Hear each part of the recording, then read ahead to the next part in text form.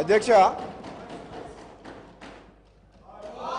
అబ్బా అదే అధ్యక్ష అధ్యక్ష అధ్యక్ష కూర్చొని చెప్తాను అధ్యక్ష మన హరీష్ రావు గారికి గంట సమయం ఇచ్చినా కానీ హరీష్ రావు గారికి గంట సమయం ఇచ్చినా కానీ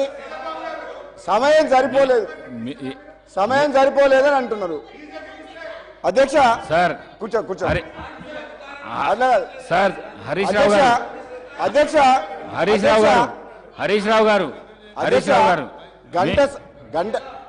రావు గారికి గంట సమయం ఇచ్చినా ఆయన తృప్తిగా లేదు అధ్యక్ష. ఎందుకంటే వాళ్లకు మన ఊర్లలో ఏమంటారు అధ్యక్ష, మేనమామ సాలు వచ్చిందంట అధ్యక్ష.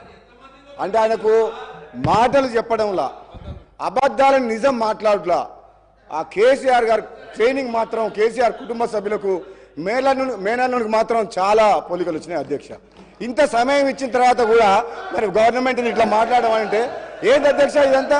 అధ్యక్ష నేను ఎందుకు చెప్తున్నా అంటే మన వ్యక్తిగతంగా నా పేరు తీసుకుంటే అధ్యక్ష, వ్యక్తిగతంగా నన్ను ఏమన్నాడు, నేను ప్రసంగానికి అడ్డు తగులితే ఏమన్నాడు, నువ్వు ఎంత మొత్తుకున్నా నీకు మంత్రి పదవి రాదు అని అన్నాడు అధ్యక్ష. సభా సాక్షిగా మైక్లో ఏమన్నాడు, నేను అడ్డుకుంటుంటే నువ్వు లేచి నిలబడితే మంత్రి పదవి రాదు కూర్చో అన్నాడు అధ్యక్ష.